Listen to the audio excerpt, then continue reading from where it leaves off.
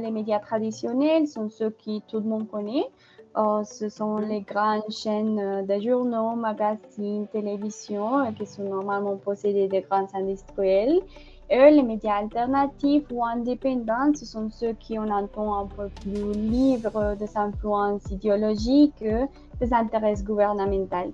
Donc, pour commencer, qu'est-ce que vous en pensez de médias traditionnels?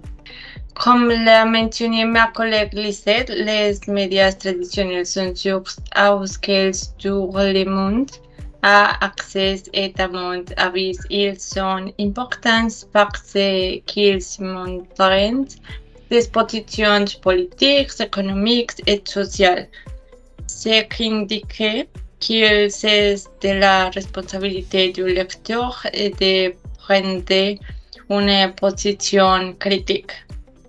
Principalement, je crois que autant que les médias traditionnels et les médias alternatifs sont également très importantes.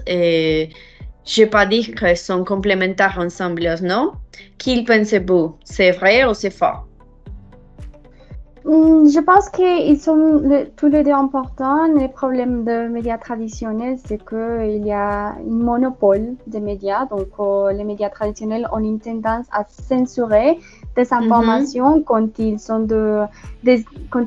proposent des idéologies différentes à ce que les grands industriels pensent. Donc, ça, c'est un problème. Donc, c'est pour ça qu'il y a la nécessité de créer ces médias alternatifs parce qu'ils partagent des idées et des opinions qui sont rarement évoquées dans la presse traditionnelle et ce qui n'est pas couvert par les autres médias en utilisant des ressources plus diverses. Et ceci permet de renforcer la capacité d'agir du public. Ils reflètent plus les besoins du public. Et je pense que c'est pour sa raison qu'on devrait quand même utiliser les deux. Oui, la diversité des opinions dans les médias traditionnels est une invitation pour les communautés à découvrir d'autres points de vue.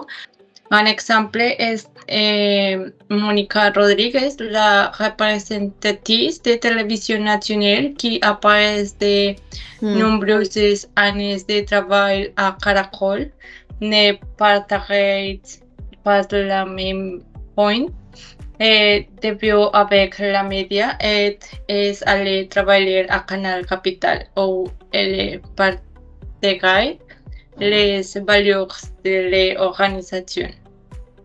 C'est vrai, Jenny, merci. C'est une grande réalité de notre pays, des médias de communication de notre pays, parce que je pense que sont complémentaires ensemble parce que ils sont enseignants tous ensemble comme société à s'adapter, à se créer un pensement ou un changement de différentes idées et de respecter les autres idées des médias. Et par exemple, je pense que quelques avantages et différences entre les médias.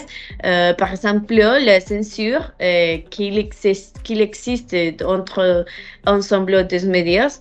De notre part, l'interaction que nous pouvons obtenir avec les médias alternatifs, les réponses pour parler librement. J'aimerais proposer qu'il se crée une institution plus adaptée à la communication d'aujourd'hui avec les lois qui réglementent bien pour deux parties. Par exemple, démocratiser les médias, le gouvernement Petro de la Colombie a déjà ouvert un projet qui ont travaillé pour 10 parties. Je pense que nous pouvons chercher et trouver du travail dans des entreprises ou des médias où nous partageons des valeurs, une mission et une vision, car ainsi nous vivons plus pleinement et